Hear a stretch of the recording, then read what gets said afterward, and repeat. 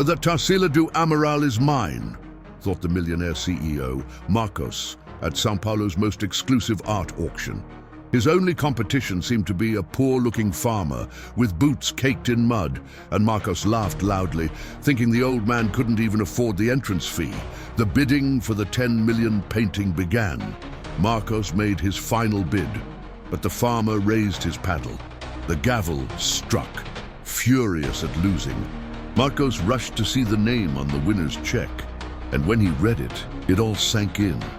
The air in the ballroom of the luxury Manhattan hotel was thick, almost palpable, heavy with the scent of expensive perfume and the murmur of conversations about business and fortunes. Marcus felt like the conductor of this symphony of power. At 32, he had built a tech empire, a startup that had become a colossus, and his net worth was growing at a speed that terrified the older, more conservative investors on Wall Street. Tonight, he wasn't just a spectator. He was here to plant his flag on the summit of the social mountain. The prize was a newly discovered Georgia O'Keeffe painting, a work of stunning beauty whose value went far beyond the paint on the canvas. It was a symbol, a certificate that he, a young man of modest origins, had arrived. The opening bid of $10 million was just a detail, a formality before he took home what he already considered his. His eyes swept the crowd with a mixture of contempt and satisfaction. He recognized the faces of billionaires, heirs to names that adorned avenues, men and women whose money was generational. To Marcus, they were dinosaurs. He was the future, agile and relentless. It was then that his gaze froze, and a smirk of derision bloomed on his lips. 3 rows ahead, a man stood out from the opulence like a cactus in a rose garden.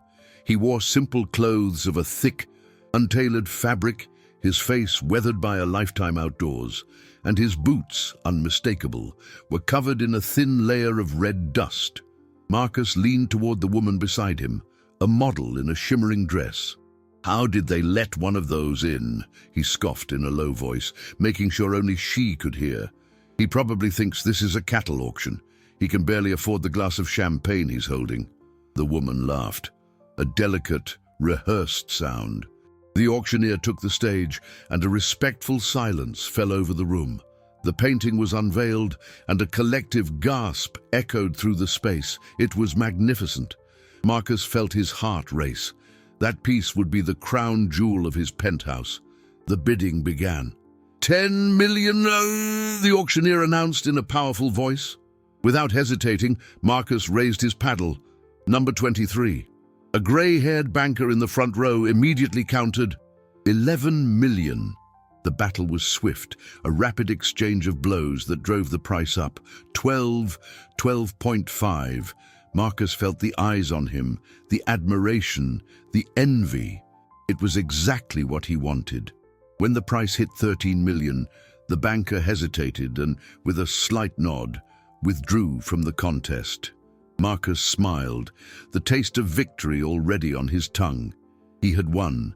Old money couldn't compete with the force of his digital assets. 13 million. Going once. The auctioneer began, the wooden gavel raised, ready to seal his triumph. The room held its breath, awaiting confirmation. Marcus was already imagining the congratulations, the news spreading through the circles he so desperately wanted to conquer. But the final strike of the gavel never came. Instead, a movement at the back of the room caught everyone's attention. A paddle was raised, steady and without hesitation. The voice that followed wasn't loud, but it cut through the silence like a sharp blade, carrying a calm that bordered on impossible. 15 million. Marcus's jaw dropped. The entire room turned in unison, and the young CEO felt a chill run down his spine as he saw who held paddle number 47. It was the old man, the farmer with the dusty boots. For an instant that stretched into an eternity, the only sound in the room was a collective intake of breath. Marcus's smile didn't just vanish, it disintegrated, leaving a mask of pure disbelief in its place. 15 million, the number echoed in his mind, absurd and impossible. He looked at the man, at the paddle held with a firmness that seemed to mock his own arrogance. This had to be a joke, a tasteless stunt. Maybe one of his tech rivals had planted this guy here to destabilize him. Yes, that had to be it. No one who looked like that had that kind of capital for a mere whim. The idea that this man could possess real wealth was as alien as finding oil in a vacant lot.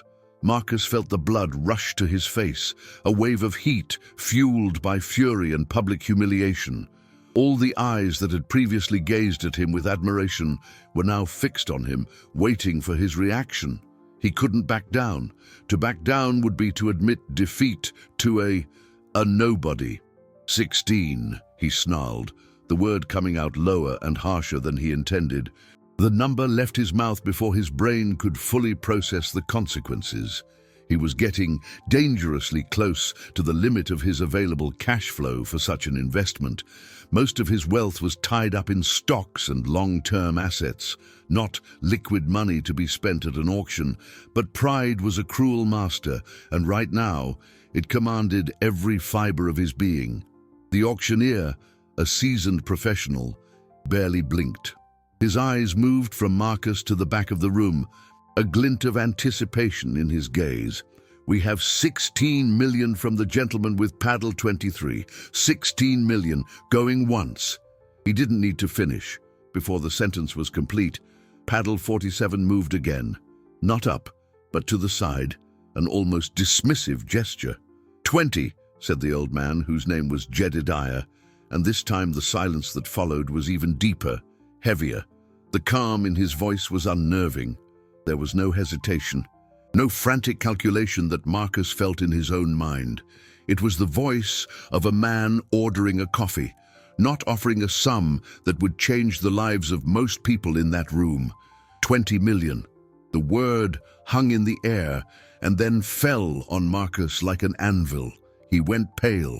The heat of anger was replaced by an icy chill that started in his stomach and spread through his veins. It was over. He didn't have that kind of money, not even close. To try and cover the bid would be to plunge his company into risk, to sell off assets in a hurry. A financial madness none of his board members would ever approve. The woman beside him subtly shifted an inch away, a minuscule gesture. But to Marcus, it felt like a chasm opening between them. The whispers began, low at first, then growing in volume, a wave of speculation and veiled mockery. He felt naked, exposed. The boy wonder turned into a pretentious fool in under 5 minutes. The auctioneer didn't wait. 20 million, going once, going twice, sold for $20 million to the gentleman with paddle 47. The crack of the gavel sounded like a gunshot in the silent room, each strike driving a nail into the coffin of his ego. The painting now belonged to the farmer. The triumph was his, and the humiliation, crushing and absolute, belonged to Marcus, who remained frozen in his chair, his face burning as the world he thought he dominated crumbled around him. The sound of the gavel was followed by polite applause, a formality that barely masked the shockwave that ran through the ballroom. To Marcus, the sound was a distant hum, muffled by the pounding in his ears. He sat rigid, feeling the weight of hundreds of stares. They were stares he knew, but their quality had changed. Admiration had been replaced by a predatory curiosity, envy by a poorly disguised delight. He was the story of the night, but not in the way he had planned. His mind, usually a whirlwind of strategies and risk calculations on investments and stocks, was blank. Logic had left the building, leaving behind only the carcass of his wounded pride. How could this have happened?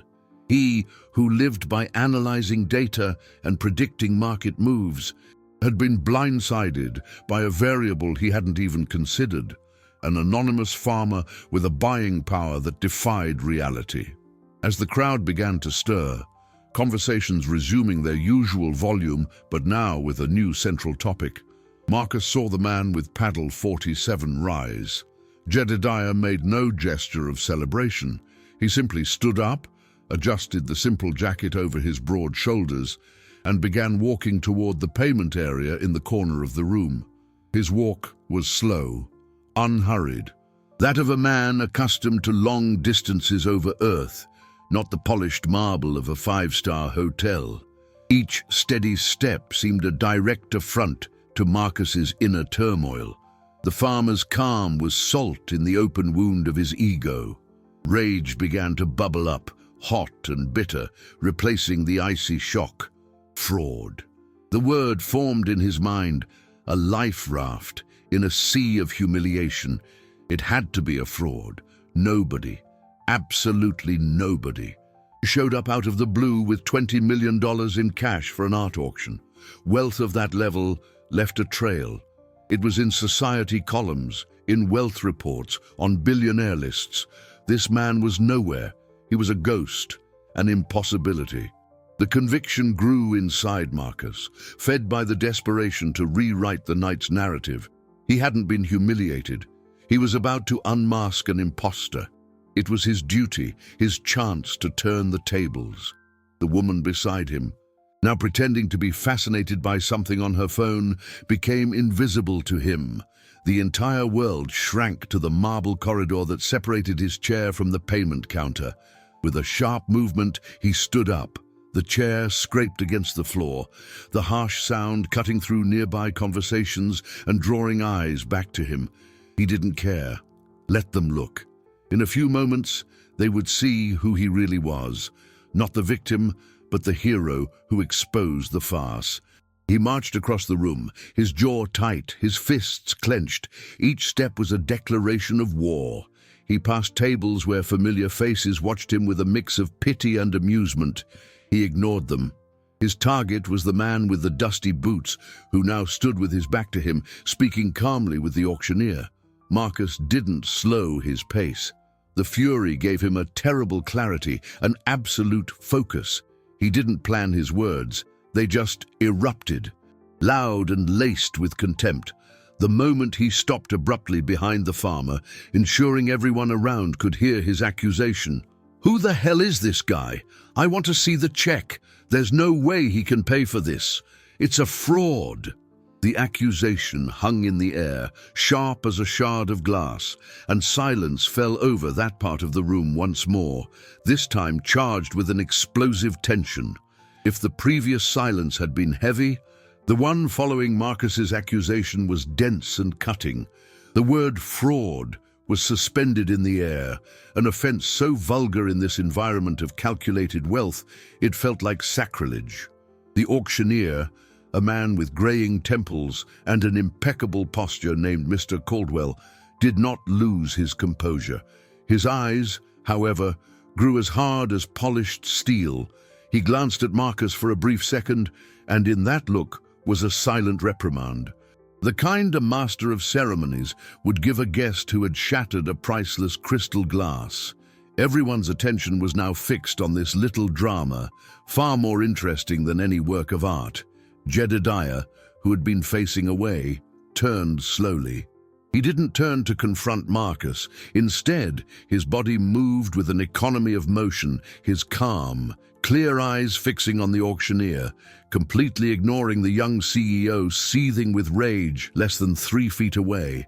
He didn't say a word in his own defense. There was no outrage on his face, not even surprise. There was only an infinite patience, the patience of a man who watches the weather and the seasons, who understands that some storms, no matter how loud, are temporary. This calm was the most devastating response Marcus could have received. It was a testament to his insignificance. The farmer simply inclined his head slightly toward the auctioneer. As if silently asking how to proceed, Mr. Caldwell understood. "Payment, if you please, sir," he said, his voice firm and professional, restoring order with mere words. Jedediah nodded. From an inside pocket of his simple jacket, he pulled not an Italian leather wallet, but a modest checkbook held together by a rubber band. With the same calloused hand that had raised the paddle, he took a plain pen and, using the marble counter as a brace, began to fill out the slip. The sound of the pen on paper was the only audible noise. Marcus watched, his heart hammering against his ribs. He was waiting for a bluff, an excuse, a hesitation, but there was nothing. The man wrote out $20 million in numbers and in words with a steady, legible hand. Then he signed it. The gesture was fluid, final. He tore the check out and handed it to the auctioneer. Mr. Caldwell took it, his trained eyes scanning the information. The auctioneer's expression didn't change, but Marcus, a keen observer of human reactions at business tables, noticed an almost imperceptible stiffening of his posture. It was respect. Marcus, livid and disbelieving, took a step forward. "I want to see it. I demand to see that check. This is impossible."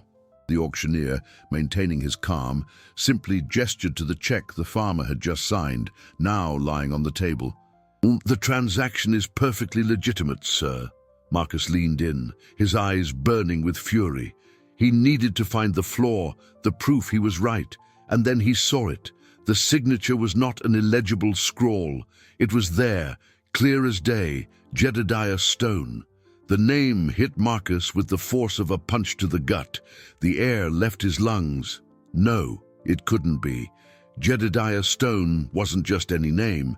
It was a legend whispered in the highest circles of power and capital. The land baron of the West.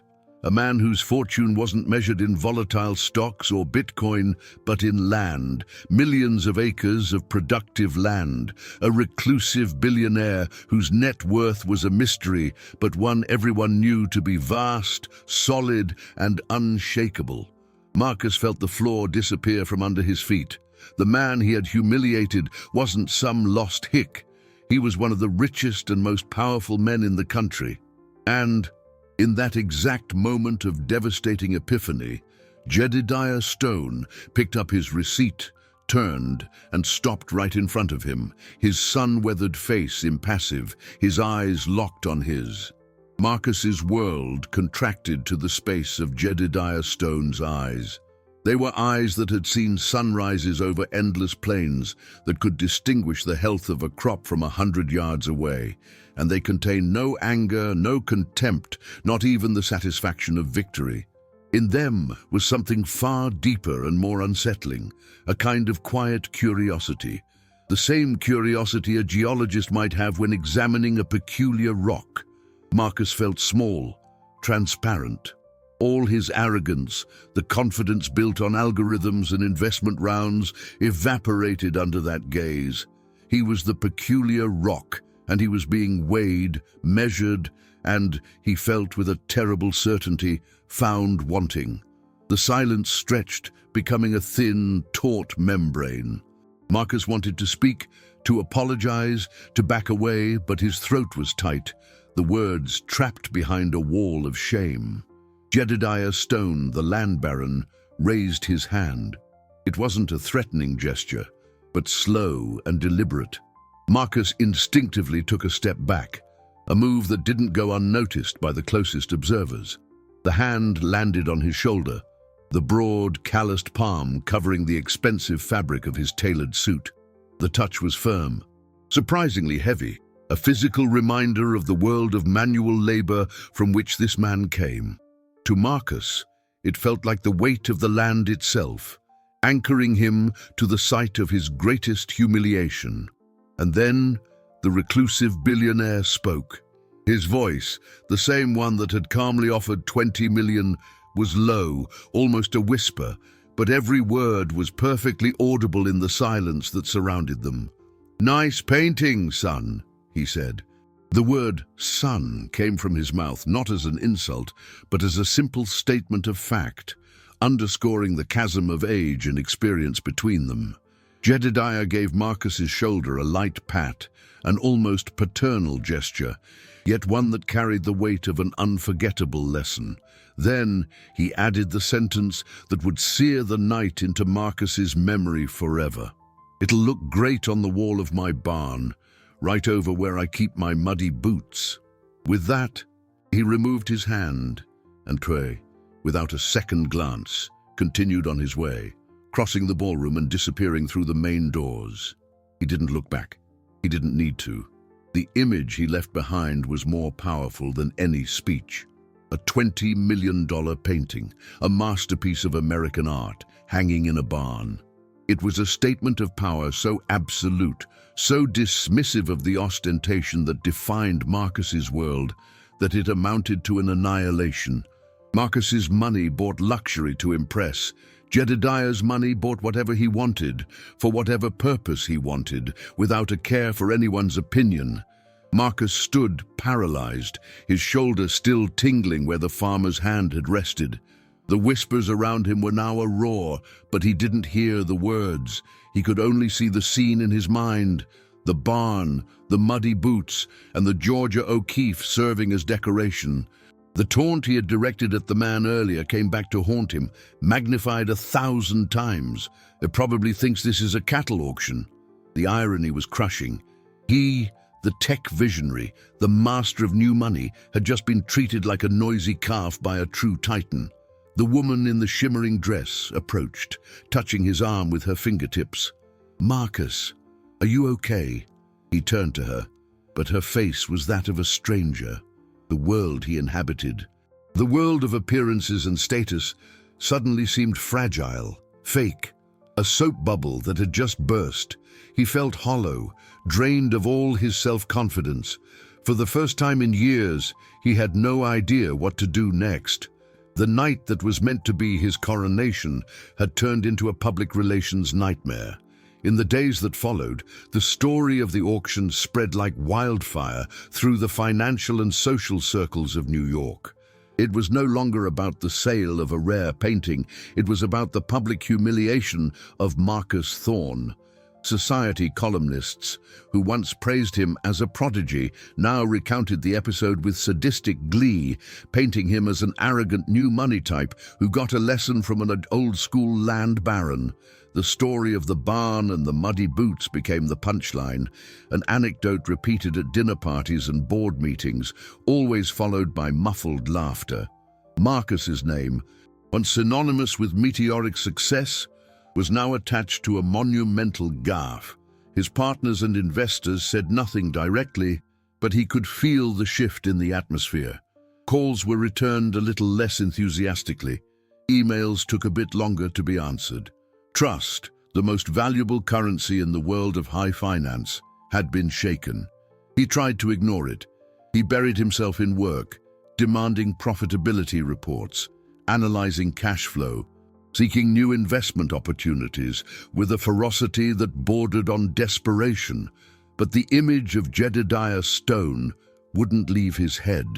He found himself searching the name, reading old articles about the agricultural empire the man had built from scratch. He discovered that Jedediah's fortune wasn't just in land. He was an astute investor with holdings in dozens of companies, a diverse portfolio ranging from commodities to emerging technologies. His wealth was a silent colossus operating in the shadows, far from the spotlight Marcus so coveted. The more he read, the smaller he felt. His own wealth, built in the volatile world of tech, seemed ethereal, almost fictional, compared to the tangible assets and real power of that man. One afternoon, he was in his penthouse, the very place that was supposed to house the O'Keeffe painting. The wall where the artwork would have hung was empty, a constant reminder of his failure. He stared out at the city below, the lights beginning to twinkle as dusk fell, but he didn't see the beauty or opportunity he always had. He just saw an anthill of people, each with their own battles, and wondered how many of them, like him, wore a mask of success to hide their insecurities. It was then that his personal assistant, an efficient young man named Lucas, entered the room. "Sir, your grandmother called again. It's the third time today. She sounds worried." Marcus sighed. His grandmother, Helen, was the only family he had left. She still lived in the small Midwestern town where he grew up, a world light years away from his current life. He loved her, but their conversations were always a minefield, filled with questions about his happiness and whether he was eating right. He didn't have the patience for it now. "Tell her I'll call back later, Lucas. I'm busy." Lucas hesitated at the door, a look of concern on his face. "Sir, she mentioned something about an old friend of yours, or the family's, someone she ran into at the town fair. She said it was important. Marcus frowned, irritated by the insistence. What friend? I don't have any friends in that town. She said a name, Jed. Said he sent his regards and asked if Marky still remembered how to fly a kite in the pasture behind her house. Marcus's blood ran cold. Marky. No one had called him that in 20 years. A kite, a pasture, and Jed. The pieces began to click into place in his mind, forming a picture so improbable, so shocking, that he felt a wave of vertigo. He looked at Lucas, his voice a thread. Lucas, what? What was the last name of this Jed my grandmother mentioned? The assistant checked his notes. She didn't give a last name, just called him Jed from Amaranth Ranch. Amaranth Ranch, the name of the small property neighboring his grandmother's house, where a quiet farmer with a kind smile had taught him how to fish in the creek and recognize bird songs. A man who had given him his first pocket knife and whose boots were, in fact, always muddy with earth. Amaranth Ranch. The name landed in the rarefied atmosphere of Marcus's penthouse with the weight of a millstone. It wasn't a name, it was a portal. In an instant, the city's ozone scent was replaced by the smell of wet earth and cut grass. The cool glow of LED screens gave way to the warm afternoon sun filtering through the leaves of a maple tree. He was no longer Marcus, the billionaire CEO. He was Marky, a boy with scraped knees, running barefoot through a green pasture, the line of a kite vibrating in his dirty hands. And beside him, a man with a sun-creased face and a patient smile, teaching him how to find the wind. Jed. The memory was so vivid, so real. He could almost feel the rough texture of the cotton string on his fingers. The dissonance between the man from his childhood and the agribusiness titan who had humiliated him at the auction was so vast his brain refused to process it. It had to be a mistake, a cruel, cosmic coincidence. But the details, the kite, the pasture, the nickname, they were keys that opened a single door, and behind it lay a truth that shook the very foundations of his identity. The anger and humiliation he'd felt for days morphed into something else entirely, something more complex and painful, a sense of betrayal, not by Jedediah, but by himself. He had worked so hard to erase that boy with the scraped knees, to build a new identity from numbers, profits, and a rising net worth. He considered his past a weakness, a starting point to be forgotten, not a foundation. And now, that past, in the form of the most powerful man he'd ever met, had returned to show him just how fragile his present was. The auction hadn't been a random act of power. It had been a message. Every bid, every word, the pat on the shoulder. It had all been calculated. Jedediah Stone knew exactly who he was that night. He had seen him, recognized him, and deliberately led him to a public scaffold. The question burning in his mind was no longer how, but why. Why would the man who taught him patience with the fish in the creek deliver such a brutal lesson on arrogance? He walked to the massive floor-to-ceiling window. The city of New York stretched out below him, a sea of concrete and ambition. He had always loved this view. It represented everything he had achieved. But now, for the first time, the city seemed cold, anonymous, and empty. The wealth he had accumulated, the dollars, the euros, the cryptocurrency and digital wallets, all seemed abstract, weightless. What was real was the memory of Jedediah's calloused hand mending his torn kite. What was real was his grandmother's voice on the phone, a voice he had been avoiding. In that moment, the blank white wall in his living room no longer represented a defeat at an auction. It represented the emptiness in his own life, a space he had tried to fill with things, with status symbols, with a $20 million painting, when perhaps what was missing was something money couldn't buy, a connection to who he truly was, a decision formed within him, clear and unshakable as a rock emerging from turbulent waters. He couldn't keep running. The answers he needed weren't in stock market reports or the next investment round. They were back there in the red dust of the small town he had abandoned. He turned, grabbing his phone with a determination he hadn't felt in days. He didn't call his grandmother, not yet. He needed to be there, face to face. He dialed his assistant. Lucas answered on the first ring. "Sir?" Marcus's voice was firm, devoid of any hesitation. "Lucas, cancel all my meetings for the rest of the week. All of them." There was a surprised pause on the other end. "But, sir, the meeting with the investors from the Japan fund is tomorrow." "Cancel it," Marcus repeated, cutting him off. He walked toward the door, his gaze fixed on a future that, for the first time, lay in his past. "And have the helicopter prepped. I have a visit to make. A visit I should have made a long time ago." The helicopter ride was a purgatory suspended between two worlds. Below, the grey sprawl of New York receded, its skyscrapers, which once seemed like monuments to his own success, shrinking until they were mere pins on a map. Marcus stared out the window, but he didn't see the changing landscape. He saw the face of a skinny boy, smiling with a mouth stained by wild berries, his hair tousled by the wind. He saw Jed's calloused hands helping him climb an apple tree, the deep, calm voice teaching him how to pick the ripe fruit. How could he have forgotten? The truth was, he hadn't forgotten. He had buried it. Each memory was a shovelful of dirt thrown over the foundation of his old life, a conscious effort to rid himself of the boy he considered weak and the place he considered small. His rise in the business world, his relentless pursuit of wealth and capital, wasn't just about building a future. It was about demolishing a past.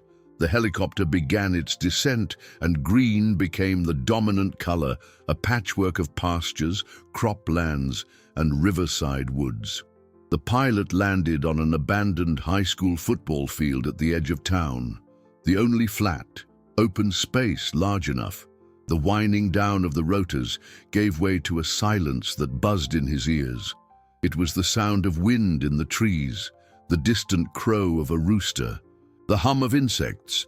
They were the sounds of his childhood, and each one was a needle in his conscience. He stepped out of the aircraft, and his Italian leather shoes sank slightly into the soft, red earth. The dust, the same he had scorned on Jedediah's boots, now clung to his $1,000 footwear. The irony was not lost on him. He told the pilot to wait and began to walk toward the town center, a route he had taken thousands of times on a bicycle, but which now felt like a pilgrimage to a desecrated shrine. The paved streets were the same. The paint on the houses was a little more faded, but the town structure was a fossil preserved in time. People stared at him. First at the helicopter, an alien craft parked on the field. Then at him, the man in the expensive suit, walking under the strong sun. He saw vaguely familiar faces, now older, marked by life. They were the parents of his old school friends, the shop owners, the town square regulars. In their gazes, he saw no recognition, only the curiosity reserved for a wealthy outsider. He was a stranger in his own land. The sense of displacement was total. He passed the church, the pharmacy, the bakery where the smell of fresh bread instantly transported him to Sunday mornings 20 years ago. His plan was to go straight to his grandmother's house, but his legs instinctively carried him to the main square, the heart of the town, and it was there that he saw her. Helen was coming out of Miller's general store, carrying a bag of groceries. She looked smaller, more fragile than he remembered. Her hair, once just graying, was now completely white. A lump formed in Marcus's throat, a mixture of love and overwhelming guilt. He opened his mouth to call her name, to take the first step, but he froze, beside his grandmother, helping her with the bag. Matching his slow pace to hers was a man in simple clothes, with broad shoulders and a familiar straw hat. It was Jed. They were talking quietly, laughing about something. The scene was so domestic, so natural, it seemed torn from an old photo album. And then, As if feeling his gaze, Jed looked up. Their eyes met across the square. The farmer's smile vanished, replaced by a complex expression, a mix of resignation and a deep, unmistakable sadness. He didn't look like an adversary, but a man carrying a heavy burden. And in that instant, Helen followed her friend's gaze and saw her grandson, standing like a statue on the other side of the street. The grocery bag slipped from her hands, scattering oranges across the stone sidewalk. The sound of the oranges rolling over the uneven flagstones broke the spell. Helen brought a hand to her mouth, her eyes wide, a mixture of shock and joy welling up in her face. "Amaki." Her voice came out faint, a breath of disbelief. The nickname, which once irritated him, now sounded like music, the only thing that felt real in this whirlwind of emotion. Marcus finally moved, crossing the street in swift strides, his heart hammering. He knelt without thinking, the expensive fabric of his pants protesting against the dusty ground, and began gathering the oranges. Jed bent down at the same time, his large, calloused hands moving with a quiet efficiency. For a moment, the two men, the CEO and the farmer, were there, on their knees, in silence, performing the mundane task of picking up scattered fruit. The world seemed to have stopped around them. "My boy, what are you doing here?" Helen asked, her voice now thick with emotion, as Marcus stood and embraced her. Her hug was frail and strong at the same time, smelling of lavender and longing. He held her tight, burying his face in her white hair, feeling, for the first time in a very long time, like he was home. "I came to see you, Grandma. I'm sorry for taking so long." He couldn't say more. The words felt inadequate, too small for the scale of his neglect. When he let her go, his eyes turned to Jed, who was now holding the grocery bag. The land baron watched him, his expression still unreadable. The glacial calm of the auction was gone, as was the sadness he'd seen from afar. There was just a stillness, a waiting. "Jed," Marcus said. Just the name. It sounded strange in his own mouth. "Marcus," the older man replied, his voice deep and uninflected. The air between them was heavy with everything left unsaid. "Jed's been a blessing," Helen said, wiping a tear with the back of her hand. "Ever since your great-aunt got sick, he's been coming by every day to see if I need anything. Fixes what's broken, drives me to the doctor. He's been more of a son to me than many who bear the name." The statement was delivered with the simplicity of truth, but it struck Marcus like a rebuke. He, the multi-millionaire grandson with access to private jets and limitless resources, was miles away, absorbed in his deals and his quest for more, while the man he had humiliated was taking care of his grandmother. The shame was a bitter taste in his mouth. "Let's go home," Helen said, sensing the tension. "We can talk there. I made cornbread cake." The mention of the cake, the taste of his childhood, broke the rigidity of the moment. Marcus nodded. The two-block walk to the small house with white walls and blue shutters was silent. Marcus on one side of his grandmother, Jed on the other. It was an uneasy truce, a ceasefire imposed by the matriarch's presence. When they arrived, the house welcomed him with its memories. The furniture was the same, the portrait of his parents on the living room wall, the cuckoo clock he both loved and feared. Everything was exactly as he had left it, but he was a different man. While his grandmother went to the kitchen, he and Jed were left alone in the living room. The silence returned, heavier this time. Marcus knew he had to speak, had to break the ice. "Thank you," he began, his voice hoarse. "For looking after her." Jed set the grocery bag on the table and turned to face him. "Helen isn't a burden. She's my friend. She's family. You take care of family." The emphasis on the last phrase was subtle but unmistakable. "I know," Marcus said, feeling even smaller. I didn't know about my great-aunt. She didn't tell me anything." "Maybe she tried," Jed answered, his eyes locking with Marcus's. "But you were too busy counting your money to answer the phone." The accusation was direct, blunt, and Marcus had no defense. It was the truth. He looked away, unable to bear the weight of that judgment. The fortune he was so proud of, the net worth he had built, suddenly seemed like the price he'd paid to disconnect from everything that mattered. Helen returned from the kitchen with a tray, the sweet, comforting scent of cornbread cake filling the tense silence. She placed cups on the coffee table, moving with the familiarity of someone who had performed this ritual thousands of times. "Sit down, boys. Stop looking like two fence posts in the middle of the room." The command, spoken with the unquestionable authority of a grandmother, made them both obey.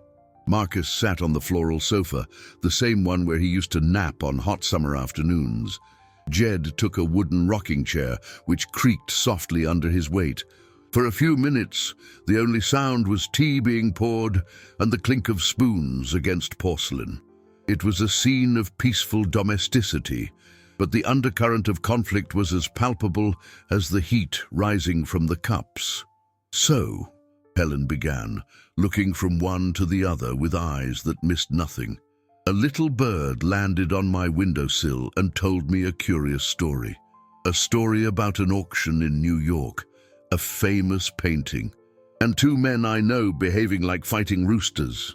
Marcus felt his face burn. He hadn't imagined the news would have reached this remote place with such detail. "Grandma, I'm not finished talking, Marquis," she cut him off, her voice gentle but firm. "I've known Jed since he was a boy, a little older than you. I saw him start with a patch of inherited land that couldn't even feed his family. I saw him work from sunup to sundown, with his hands and his head. I saw him build everything he has with honesty and a respect for the land that you, with all your apps and your bitcoins, will never understand." Each word was a polished stone, thrown with precision. She then turned to Jed. "And you, Jedediah Stone, I know that pride of yours too, the pride of a countryman who doesn't take an insult lying down. I know the boy was arrogant. He has that flaw.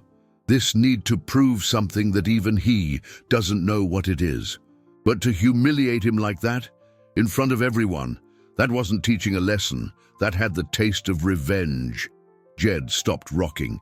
He set his cup on its saucer with a sharp click and looked at Helen. And for the first time, Marcus saw a crack in the man's impassive facade. There was pain in his eyes.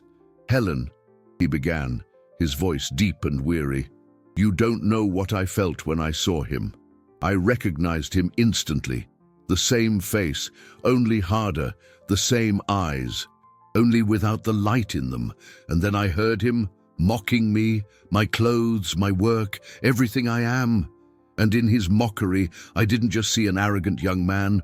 I saw what this blind chase for money had done to the boy I once knew." He turned to Marcus, and now there were no more filters, just raw truth. "You think I bought that painting to humiliate you? Maybe a part of me did. But the truth, son, is that I bought that painting because O'Keefe painted our land. Our colors, our roots, the same land you came from and are so ashamed of. I was going to hang it in the barn, yes, not out of spite, but so that all my workers, men and women who make a living from this soil, could see the beauty they help create every day.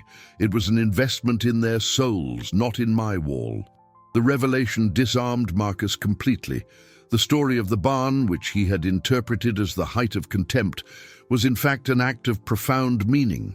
Something his mind, focused on profit and status, was incapable of conceiving. The painting wasn't a trophy, it was a tribute, and he, in his ignorance, had turned it all into a battle of egos. The weight of his own smallness crushed him. He looked at his grandmother, at the man who had been his childhood friend, and realized that the fortune he had built had made him the poorest man in the room. The silence that settled in the small living room was different from the ones before. It wasn't a silence of tension or restrained anger. It was a silence of weight, the silence that follows an avalanche. When the dust settles and the new, devastating landscape is revealed, Marcus felt buried. Every certainty about himself, every pillar of the identity he had so painstakingly constructed, had been pulverized by Jedediah's simple, honest truth. He, the billionaire, The master of the digital universe, the man who measured success in terabytes and stock prices, was emotionally illiterate. He couldn't read the world with his heart, only with a calculator. The idea of an investment in the soul was a concept so foreign to him it seemed to come from another dimension, one where his dollars and euros had no exchange rate. He looked at his own hands, soft and manicured, and mentally compared them to Jedediah's, encalloused and stained with earth. In that moment, he understood that true wealth wasn't in bank vaults, but in the ability to build, to nurture, to connect with something larger than one's own ego. Helen, with the wisdom of one who has navigated many emotional storms, stood up and cut the cake. "Eat," she said, her voice soft but non-negotiable.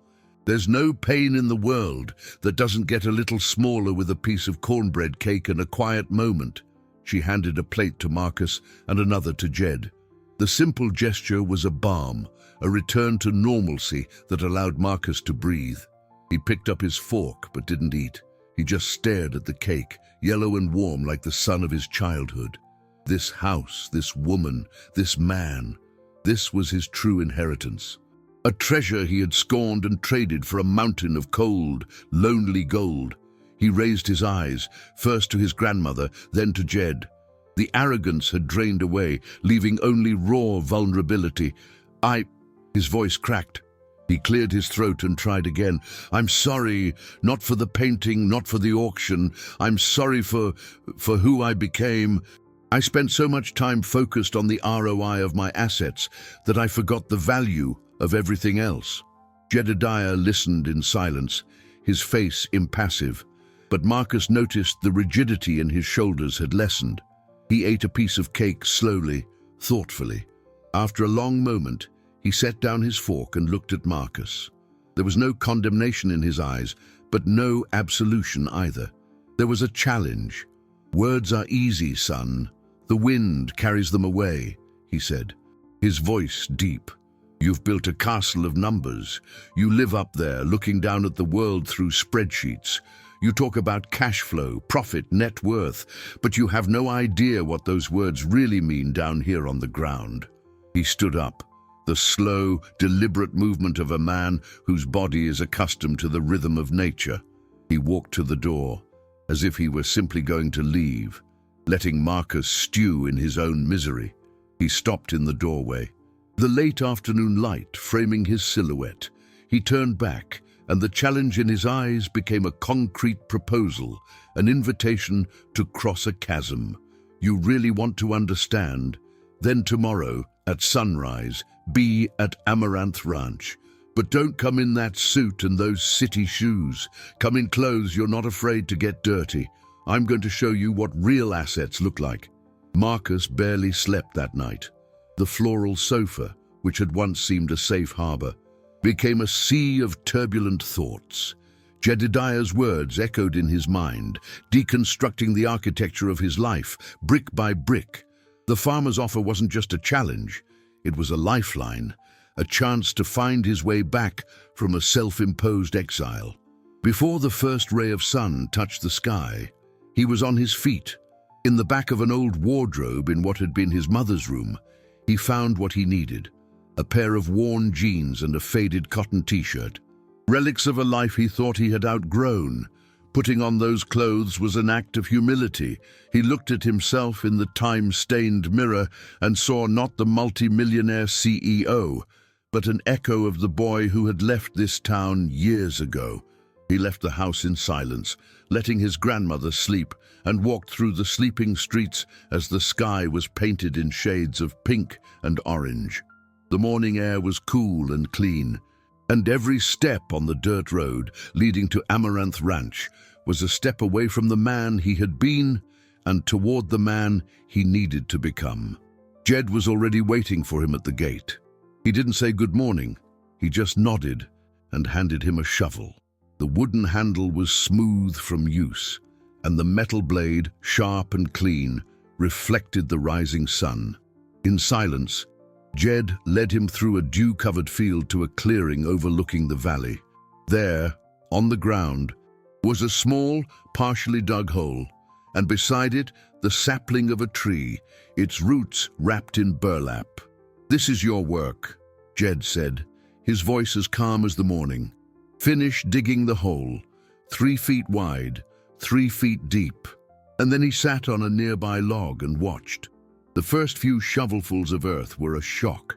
The soil was hard, compact, filled with small rocks.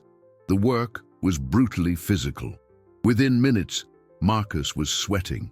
His muscles, accustomed to nothing heavier than a laptop, screamed in protest. His hands, which navigated stock markets and investment funds with dexterity, soon felt the first blisters forming. It was slow, repetitive, humbling work. "Every inch of this ground," Jed began, breaking the silence, "is an asset more valuable than all the gold in a vault. It doesn't fluctuate with the market's mood. It doesn't vanish with a click. It generates life. This," he gestured to the land around them, "is true net worth. The rain that falls is the dividend. The fruit we harvest is the profit. The shade this tree will provide 20 years from now is the return on an investment you can't calculate in dollars." Marcus stopped, leaning on the shovel, his breath ragged. He looked at the hole, at the dark, rich soil on his hands. For the first time, he was touching the source of all the wealth he had only ever known as numbers on a screen. The work continued. Every shovelful of earth was a layer of arrogance being stripped away. Every drop of sweat was a purification. When the hole finally reached the right depth, he was exhausted, but he felt a clarity that no multi-million-dollar deal had ever given him. With a care that surprised him, he took the small sapling and placed it in the center of the hole. As he covered the roots with his hands, feeling the texture of the earth, something inside him broke. It wasn't pain, it was release. He wasn't burying a plant, he was planting himself back where he belonged. He stood up, his hands and clothes dirty with soil, and looked at Jedediah. In his eyes, there was no longer any shame, only a quiet, unshakable resolve. In that moment, under the morning sun, he knew exactly what he had to do. Marcus didn't return to New York that afternoon. The helicopter was dismissed, sent back empty, a symbol of his old life being cast off. The following days turned into a routine that was both alien and deeply familiar. He would wake with the sun, have breakfast with his grandmother, and then walk to Amaranth Ranch. Under Jedediah's silent tutelage, he learned the rhythm of the land. He mended fences, fed cattle, and learned to distinguish the smell of approaching rain. His once soft hands became rough and calloused, and he looked at the blisters and scratches not as injuries, but as medals. He spoke little, but listened a great deal. He listened to Jed's stories of failed crops and bountiful years, of the patience required to see a seed sprout. He listened to his grandmother's stories about his parents, about the community, about the web of human connections that sustained the town. Slowly, the castle of numbers in his mind began to be replaced by a landscape of meaning. One evening, sitting on the porch with Jed, watching the stars that were invisible in the city, Marcus finally broke the silence he had held in his heart. "The painting," he said, his voice low. "The O'Keefe. I want to buy it from you." Jedediah kept looking at the sky, not turning. "Have you learned nothing, son? It's not for sale." "No, you don't understand," Marcus insisted. "I don't want it for my wall. I want to donate it to the town. We can build a small wing onto the community center, a place where school kids can see it, where everyone can be reminded of the beauty that comes from this land. It'll be an investment in the soul." He used Jedediah's own words, and for the first time, they felt like his. Jedediah turned his head slowly, and in the dim light of the porch, Marcus saw a glint in the older man's eyes. It was respect. "Now that," Jedediah said, his voice softer than Marcus had ever heard it, "is a good business plan." The transaction was made, not with the coldness of a wire transfer, but with a firm handshake under the watchful eye of Helen. Marcus used his capital, his business acumen, and his network of contacts to fast-track the project. Within weeks, architects and engineers, once accustomed to designing skyscrapers, were working on the renovation of the modest community center. The news spread, and the project became a town-wide cause. Marcus was no longer the wealthy outsider, but Helen's grandson, one of them. He worked alongside the construction crew, carrying bricks, learning to mix mortar. One of those days, while unloading a truck of sand, he saw the model who had accompanied him to the auction on a TV report in the local diner. She was talking about parties and luxury.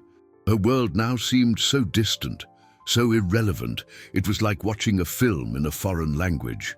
He smiled, not with scorn, but with a kind of compassion, and returned to his work, the sweat on his brow more valuable than any champagne he had ever tasted. The day of the inauguration was an event. There were no society columnists or the moneyed elite. There was the entire town, families, children with shining eyes. The painting was there, magnificent, simply but powerfully lit. Beside it, a small brass plaque read, "Donated by a son of the soil in honor of his roots." Marcus didn't make a speech.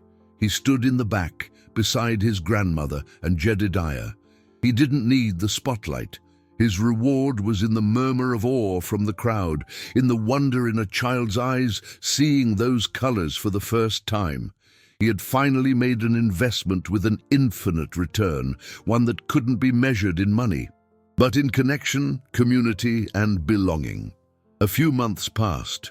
The small wing of the community center became the town's beating heart. The O'Keefe was no longer just a work of art. It was a gathering place, a point of pride, an anchor connecting generations. Marcus didn't move back to his penthouse in New York. He sold it along with the helicopter and most of the status symbols he had once defined as success. He bought a small house, not far from his grandmother's, and divided his time between the town and the ranch.